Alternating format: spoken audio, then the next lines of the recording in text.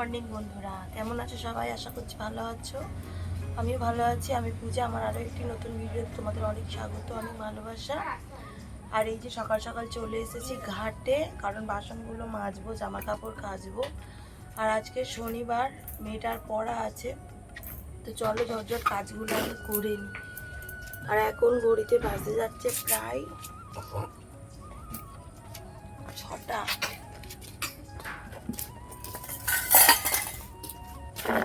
যাবো ওদিকে।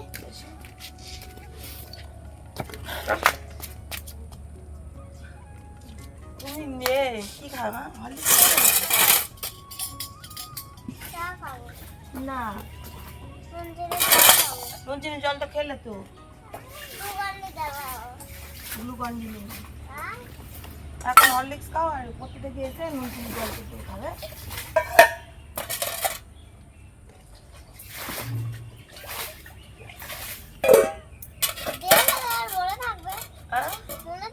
হ্যাঁ মনে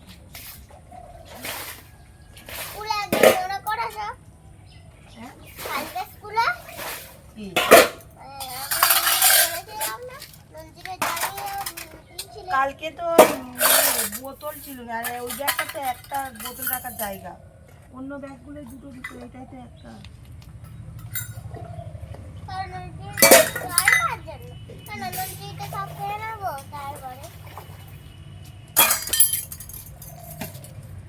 কি হলো? এইখানে সেইখানে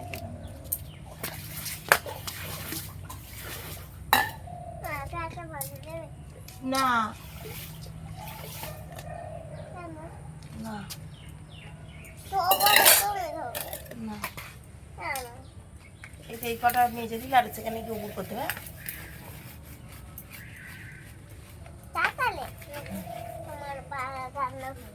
না? ওই চাতালটাই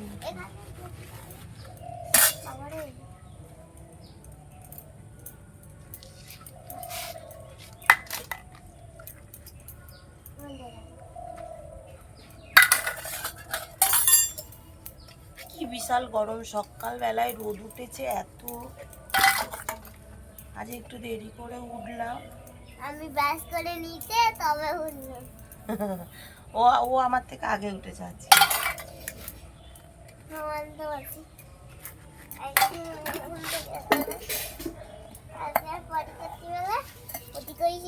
তাই জন্য আমি তাড়াতাড়ি উঠে গেছি। মা এখনো ঘুমাচ্ছে, ছেলে দুজনে। এখন আমার বাপিয়া ঘুমাচ্ছে।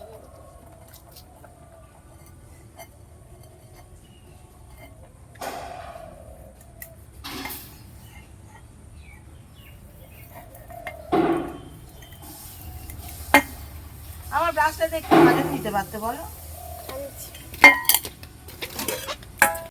সকালে ঘুম থেকে উঠেই চলে এসেছি ঘাটে, কারণ আগের দিন রাতে খাওয়ার কিছু বাসন ছিল, আমি রাত্রে সেগুলো মেজে শুইনি, কারণ অল্প কয়েকটা বাসন ছিল যে কারণে।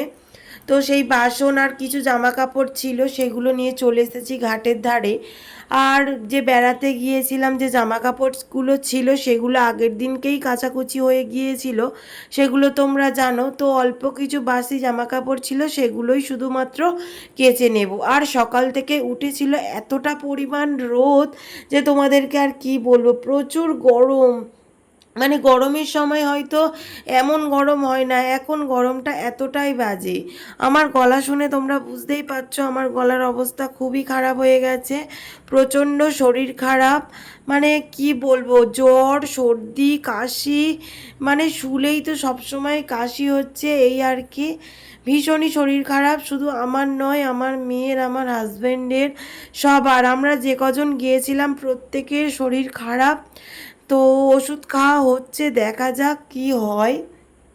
সত্যি কথা বলতে কি বলো তো বন্ধুরা, শরীর যদি ভালো থাকে না, কাজ করার একটা আলাদা এনার্জি পাই, ভালো লাগে। কিন্তু শরীর যদি না ভালো থাকে, একদমই কাজ করতে ইচ্ছে করে না, এই আর কি।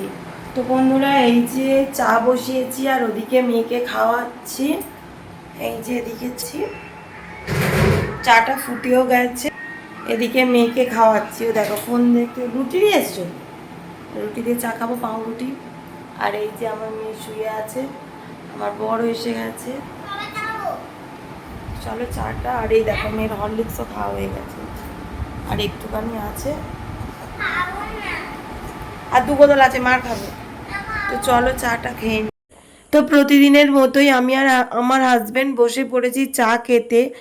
আর আজকে চাটা করেছিলাম আদা দিয়ে, কারণ গলা ব্যথা হচ্ছে সেটা তোমরা জানো। এই কারণে একটু আদা আদা থেতো করে যদি চাতে দেওয়া যায় একটু স্বস্তি লাগে খেলে। এছাড়াও বেশ কয়েকদিন ধরে গার্গিল করছি, সকাল বিকেল সন্ধ্যা গার্গিল করছি, তবুও মানে ঠিক হচ্ছে না, প্রচণ্ড শরীরটা খারাপ। মানে কাজ করার ইচ্ছা নেই, তবুও জোর করে নিজের কাজটা তো নিজেকে করতেই হবে।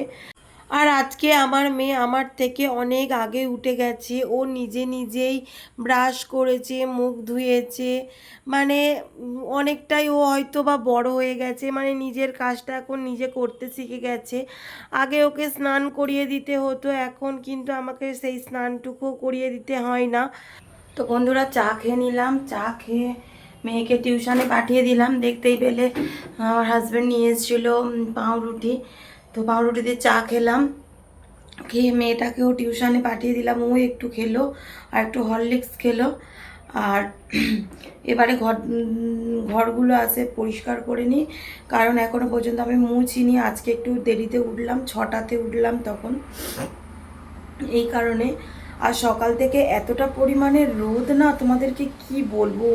আর এবারে আমাদের মাঠের ধারে ঘর, মাঠের পাশেই আর কি, বুঝতেই পারছো। এবার আশেপাশে বাড়ি থাকলে একটু ছাওয়া হয়, এবার যেহেতু মাঠ আর বাড়ি, মানে সকালটি হলে রোদটি, মানে সূর্যটি উঠলেই রোদ, আর এত গরম। এবার আমার ঘরটা এই সাইডে মানে পূর্ব দিকে, তো যে কারণে আরও বেশি আমার ঘরটাই গরম। উপরের ঘরে তো থাকার উপায় নেই একদমই, যে কারণে উপরের ঘরে এই কদিন থাকছি না। আর এদিকে আমার বর বাজার করে নিয়ে এসছে, এইখানে ঝুলিয়ে দাও।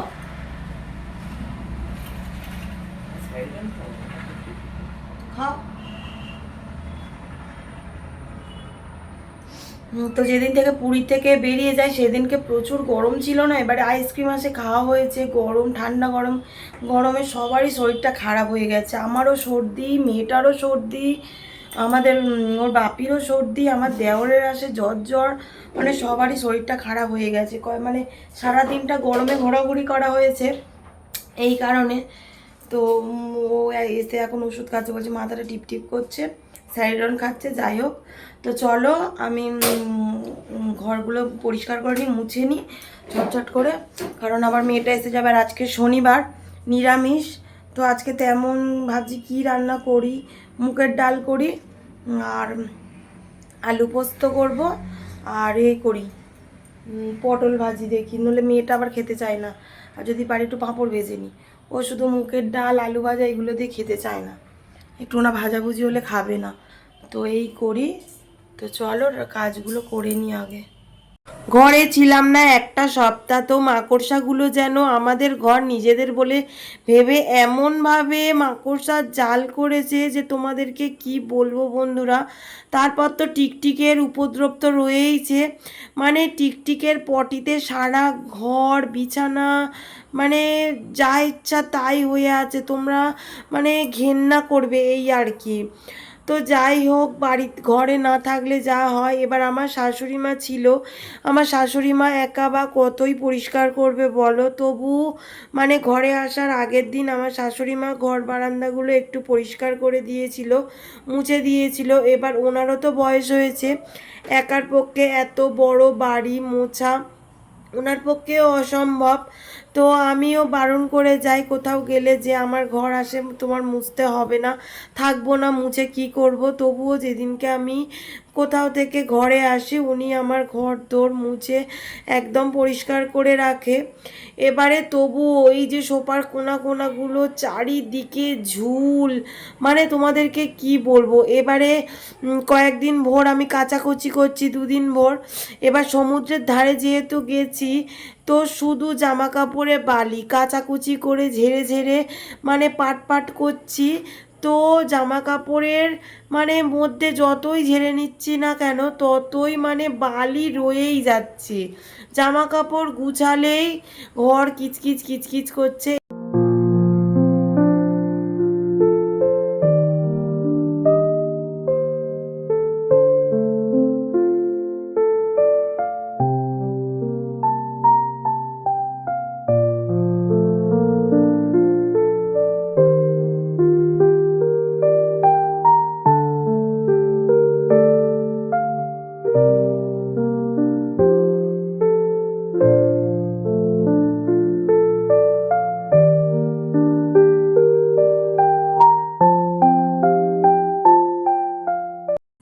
এই যে ঘড়িতে বাজতে যাচ্ছে দেখেছো কটা, 2:45, তখনও পর্যন্ত কিন্তু আমার দুপুরের খাবারটা খাওয়া হয়নি। কেন বলো তো, ওই যে বললাম না আমার শরীরটা খারাপ। এবার আমার হাজব্যান্ডও ছিল না, আমার হাজব্যান্ড 11টার সময় খেয়ে ও কলকাতায় গিয়েছিল। আর আমার মেয়েকে যেমন 12টায় খাওয়াই, ওকে 12টার সময় খাইয়ে ঘুম পাড়িয়ে দিয়েছিলাম। আর আমার শরীরটা এতটাই খারাপ করছিল, স্নান করে উঠে তো একদমই খেতে ইচ্ছা করছিল না। এই কারণে আমি আর তখন লাঞ্চটা করিনি। তো তখন 2:45 বাজে, তখন একটু খিদে খিদে পাচ্ছিল, তো সেই কারণে আমি খেতে বসে গেছিলাম। তো বন্ধুরা, এই যে সন্ধ্যাবেলা একটু রেডি হয়ে নিয়েছি, কারণ বললাম এখানে ওই যে গণেশ মন্দিরটা আছে, একটু যাব, সবাই মিলেই যাব। এই যে আমার শাশুড়ি মাও রেডি হয়ে গেছে, আমার বোন, তো সবাই রেডি হয়ে গেছি, যাব। তো চলো যাই। এই যে আমার মেয়েও রেডি হয়েছে, চলো ছোট কাকিমার আসছে ওখানে, চলো। তো চলো যাই। এদিকে আমার শ্বশুর মশাই প্রসাদ নিয়ে চলে এসেছে, ঠিক আছে। কি প্রসাদ দিয়েছ আপনি? তো লাড্ডু, তো লাড্ডু আর খিচুড়ি দিয়েছে। চলো আমরাও যাই। ওই না না চিনবেন বলে আমার শালা আছে ঘরে খাবে। তো চলো যাই আমরা সবাই। না যাই তুমি এটা এসে খাবো না আমি খাই আমার খাই এটা দিতে আসো। তো এসো যাই। আমার বর আছে, ও যাবে, ওরা কারখানা টিফিন আনতে গেছে কারখানার জন্য, তো ওরাও যাবে। বেশি দূরে নয়, কাছাকাছি।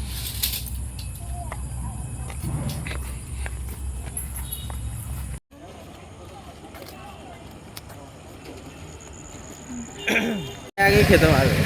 হ্যাঁ, না আমি তো বলি আরে না কি রে?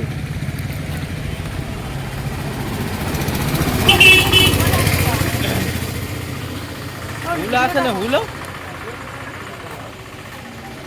হুলো আছে না? এই যে আমরা এসে গেছি। সবাই এসে, তুমি মুখটা বন্ধ করো।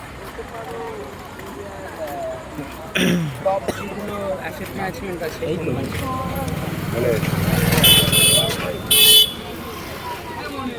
খাওয়া যায় আখি দিন না হচ্ছে গেলে না হচ্ছে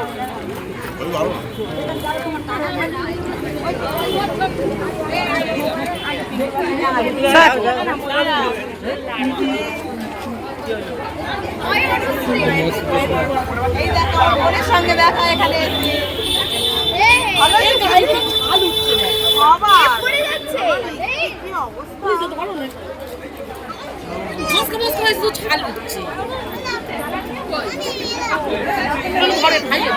তো এই যে বন্ধুরা আমরা চলে এসেছি গণেশ মন্দিরে। এইখানে কিন্তু শুধু যে গণেশ ঠাকুর আছে তা কিন্তু নয়, এখানে শিবলিঙ্গ রয়েছে নীলের বারে। আমরা এখানেই বাতি দিতে আসি শিবের, মানে যে কোনো শিবের বারে এইখানে আমরা জল ঢালতে আসি, এই আর কি। তো প্রচুর মানুষ এসেছিল।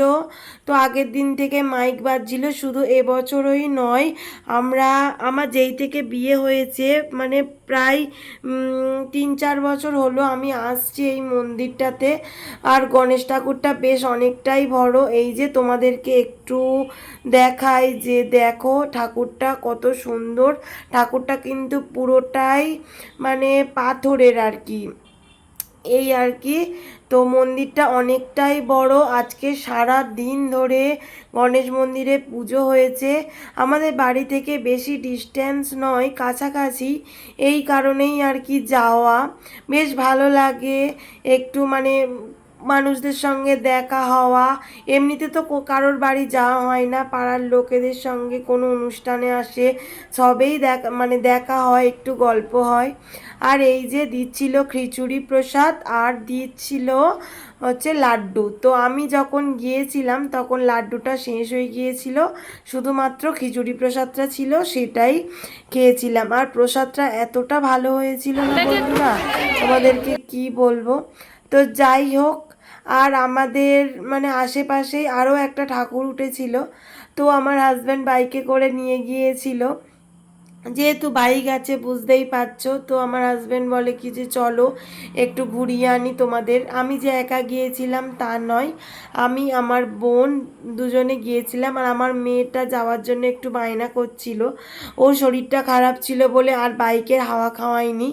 এই কারণে এই যে একটা ঠাকুর উঠেছে দেখছো, কত ভালো লাগছে বলো তো।